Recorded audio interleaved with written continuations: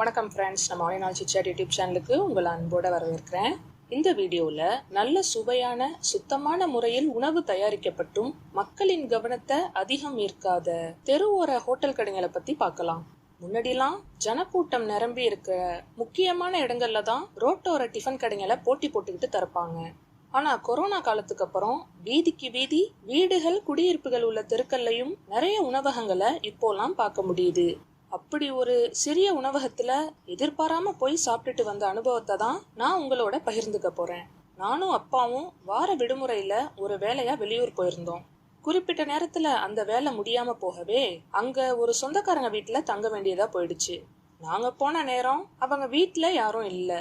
என்ன மச்சான், தங்கச்சி பிள்ளைங்களெல்லாம் காணோன்னு அப்பா அவர்கிட்ட விசாரிச்சாரு. பிள்ளைங்களுக்கு ஸ்கூலு லீவுன்னு பாட்டி வீட்டுக்கு போயிருக்காங்க, நாளைக்கு வந்துடுவாங்கன்னு உறவினர் பதில் சொன்னாரு. சே, இதுல நாம வேற இப்படி சொல்லாம கொல்லாம வந்து தொந்தரவு கொடுத்துட்டோமேங்கிற சங்கடத்துல நானும் அப்பாவும் நெளிய, அட அப்படிலாம் இல்ல மச்சான், நானே தனியா போர் அடிச்சு போயிருந்தேன், உங்களெல்லாம் பார்த்து எவ்வளவு நாளாச்சுன்னு அவரு அன்போட எங்களை உபசரிச்சாரு. அப்படியே கொஞ்ச நேரம் பழைய கதைகளெல்லாம் பேசின பிறகு, சரி போய் குளிச்சு ஃப்ரெஷ் ஆகிட்டு வாங்க, நாம சாப்பிட போலாம்னு உறவினர் சொல்ல நான் மணிய பார்த்தேன். அப்போதான் மதியம் 12 நெருங்கிட்டு இருந்துச்சு. என்னமாமா, அதுக்குள்ள மதிய சாப்பாடா? கொஞ்ச நேரம் போகட்டுமேன்னு நான் சொன்னேன். இல்லம்மா, இப்ப போனாதான் சரியா இருக்கும், இன்னைக்கு ஞாயிற்றுக்கிழமை வேற, அப்புறம் கூட்டம் வந்துடுச்சுன்னா கஷ்டம்னு அவர் சொல்ல நானும் அப்பாவும் குளிச்சு அவரோட கிளம்பினோம். ஒரு 10 அடி நடந்து வலது பக்கம் சந்துல திரும்பினா கொஞ்ச தூரத்துல ஒரு சாப்பாடு கடை வந்துச்சு. வெளியே சின்னதா ஒரு கரும்பலகைய தொங்க விட்டு அதுல பிரியாணி, சாம்பார், தயிர் சாதம் ரெடின்னு சாக்பீஸ்ல எழுதி இருந்தது. உள்ள போய் ஒரு டேபிள்ல உட்காரவும் 3 பிரியாணின்னு உறவினர் ஆர்டர் சொன்னாரு. நான் அதெல்லாம் வேணாமாமா, டிராவல் வேற பண்ணணும், எனக்கு ஒரு தயிர் சாதம் மட்டும் சொல்லுங்கன்னு சொன்னேன். இல்லப்பா, இங்க பிரியாணி டேஸ்டா இருக்கும், நீ சாப்பிட்டு பாரு, எங்க வீட்டுக்கு வந்துட்டு நல்லா சாப்பிட வேணாமான்னு உரிமையோட அவர் கேட்க என்னால மறுத்து எதுவும் பேச முடியல.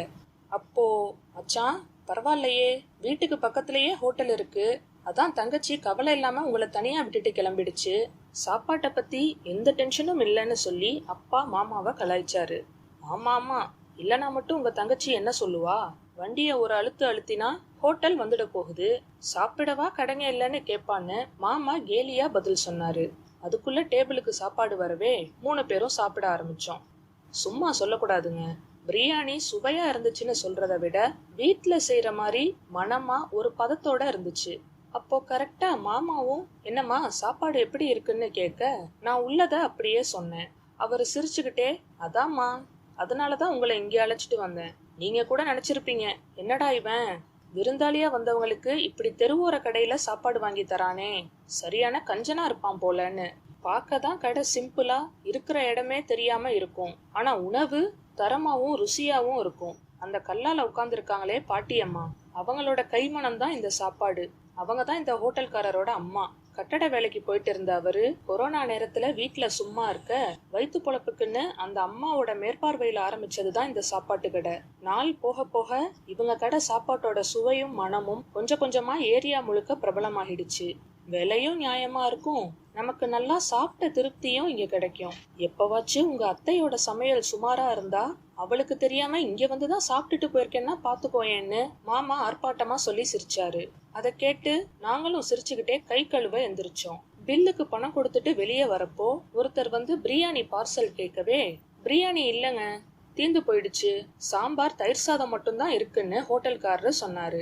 ஓ, இதுக்குதான் மாமா ஞாயிற்றுக்கிழமைன்னு சீக்கிரம் கிளம்ப சொல்லி அழைச்சிட்டு வந்தாரான்னு நான் மனசுல நினைச்சுக்கிட்டேன். யோசிச்சு பார்த்தா உறவினர் சொன்னது உண்மைதாங்க.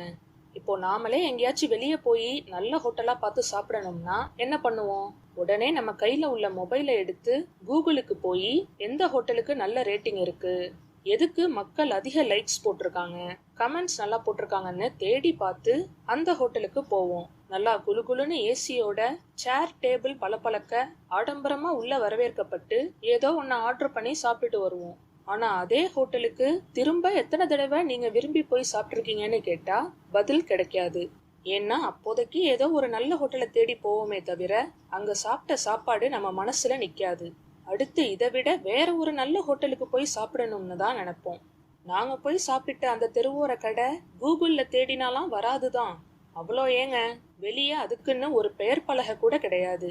ஆனா அந்த சுத்து வட்டாரம் முழுக்க பாட்டி பிரியாணி கடைங்கிற பெயர்ல அந்த சின்ன ஹோட்டல் பிரபலம். ஆக ஒரு நல்ல சாப்பாட்டுக்கு அடையாளம் அதன் தரமும் சுவையும் தானே தவிர பலன்னு மின்னுற லைட் அலங்காரங்களோ உட்கார்ந்து சாப்பிட பந்தாவா போடப்படுற சோஃபா செட்டோ இல்ல. கடைசியில பில்லு போடுறப்போ இந்த எல்லா வசதிக்கும் சேர்த்துதான் நம்ம கிட்ட காசு வாங்குறான்னு மக்களான நாம எப்பதான் புரிஞ்சுப்போமோ. Thank you friends.